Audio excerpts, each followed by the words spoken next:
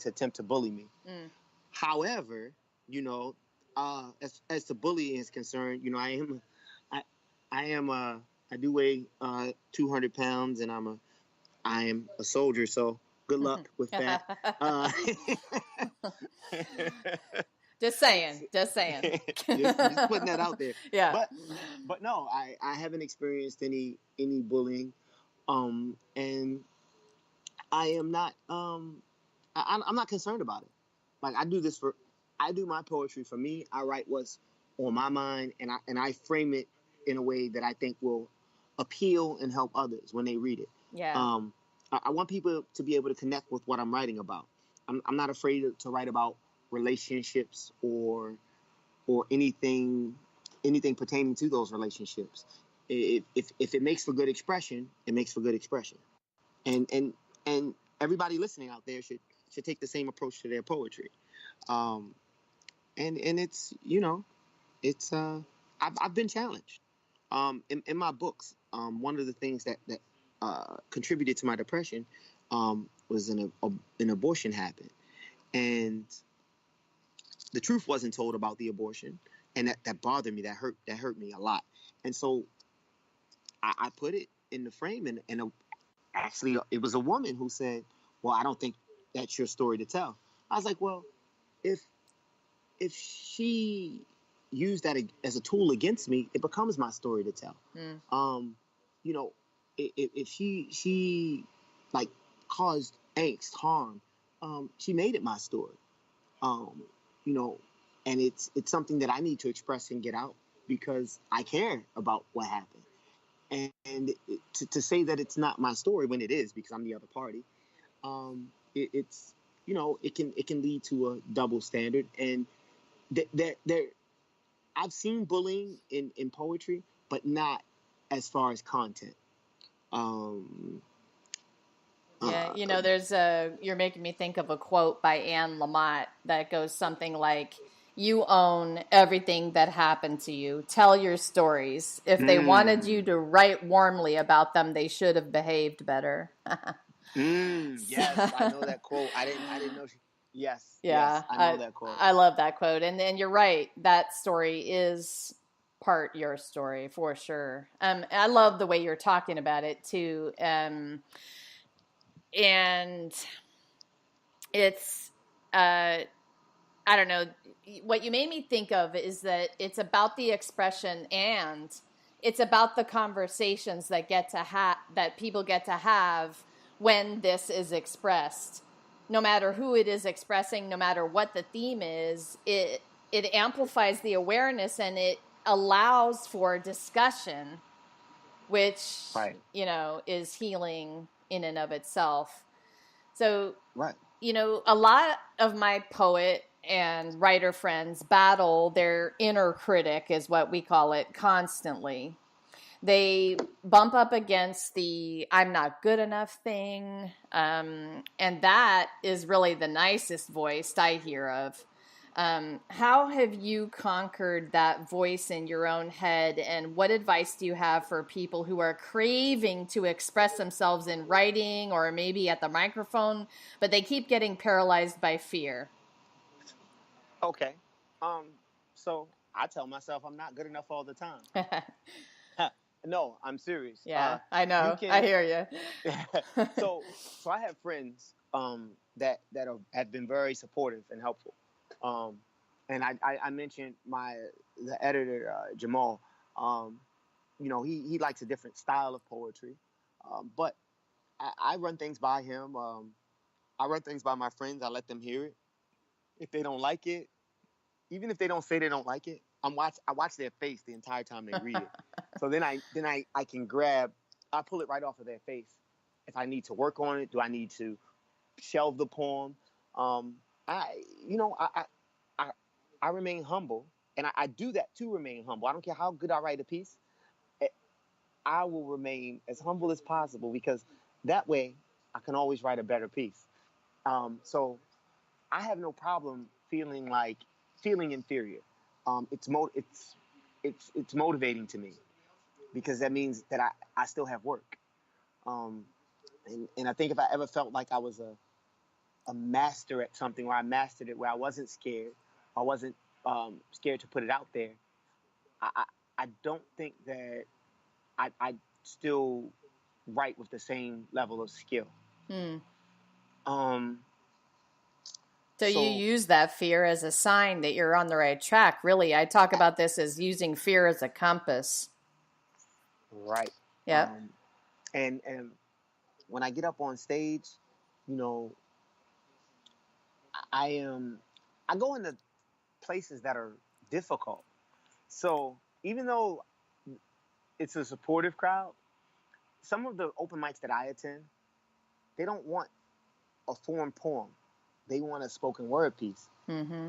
I've gotten up on that stage and read a formed poem 3 and 4 weeks in a row, not caring what they thought, because it was a good poem. Yeah. And if they don't like it, oh well. I'm Yep. up there for me. I'm not there for anyone else. If you like it, okay, follow me on Instagram at Love Pain Poetry. But otherwise, I'm here to have fun. I'm going to enjoy my friends. I'm going to enjoy the moment, and nothing's going to stop me. It's a way to be, right? So I'm Yes. all of a So, sudden wanting to hear about your very first open mic night. Yeah, I don't think I've ever oh, heard a story of your oh first wow. time. Oh, it was probably a disaster. I can't Uh, believe it. So I want to tell you that it was either bus. It was certainly my very first time was a while ago, but that I was just I was deployed in Afghanistan, and this was actually nine, 2000. Who was on Afghanistan? hmm. 2012. 2012. I was in Afghanistan. I wrote something, and I read it at an open mic. It's actually in my first book, believe it or not. Mm. Um, and it was I got up there. It was a very supportive crowd. Um, you know, I read my poem. I got off. When I walked off, someone said, "He's always short and sweet," or because I think I read 2 or 3 poems or whatever. But in that experience in Afghanistan, I picked up that term, short and sweet. I don't use it too much because I'm not going to put it on my books. It'll always be Charles Stokes. But um, yeah, I wrote a poem about a lady on the BART. She had 2 kids and she looked like she had a rough life. It's in the book. It's called Keep Dreaming. Hmm. Um, and so, actually, unrelated to the book's content, it was something I wrote prior to the book and I liked it. So I published it. If we have a moment, I'll share it. It's like one of the first things that I would call a poem that I've ever written, but that's up to you. So were you even afraid when you stepped up to that open mic the first time? No, no, I Yeah, wasn't afraid. I'm more interested in understanding how you do that without any fear.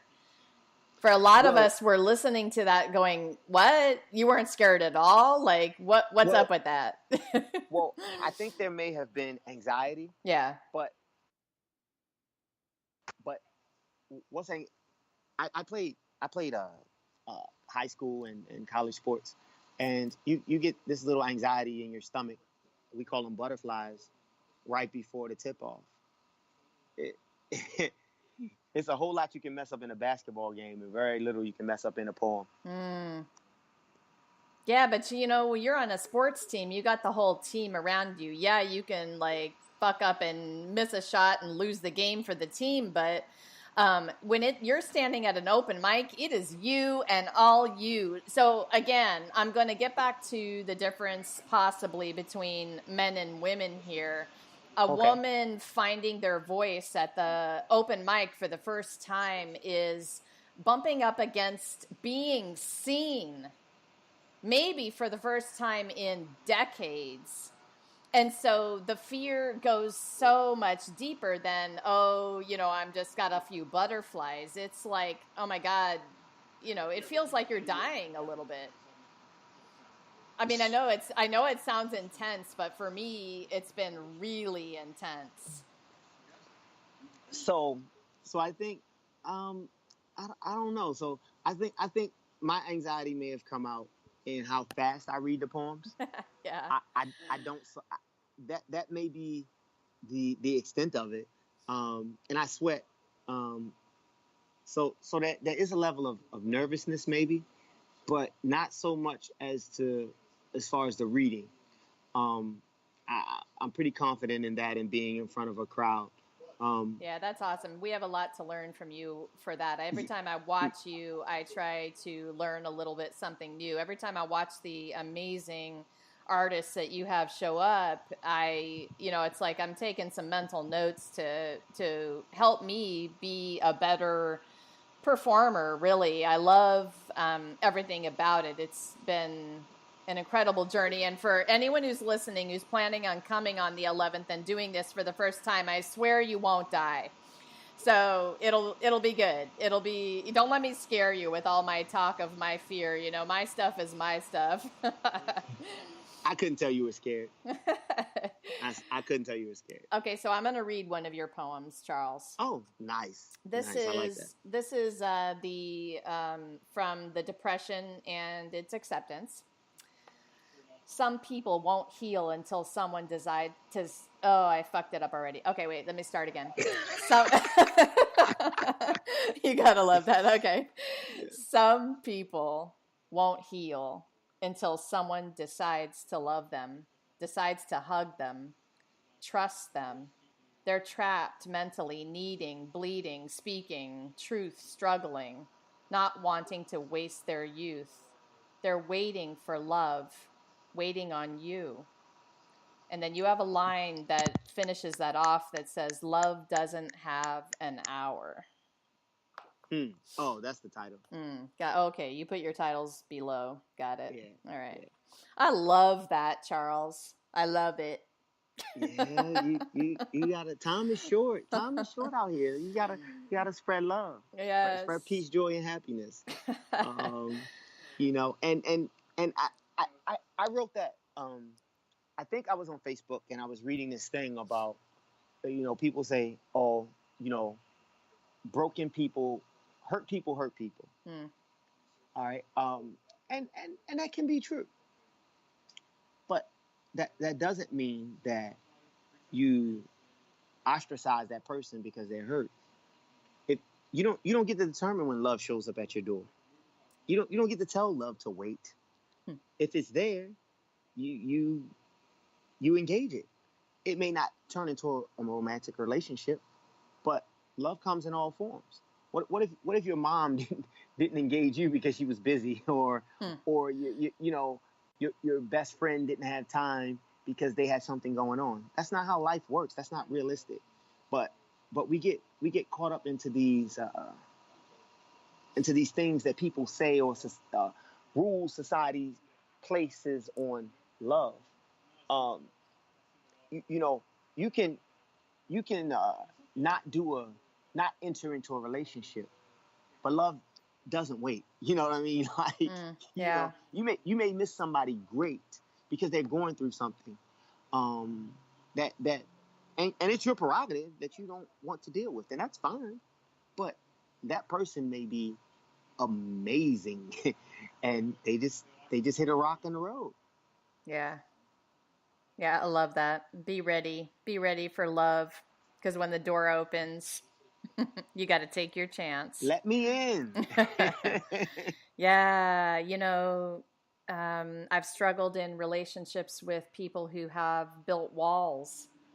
And so you will only struggle so long asking someone to, tear down those walls for you. You'll only do that for so long before you tend to give up.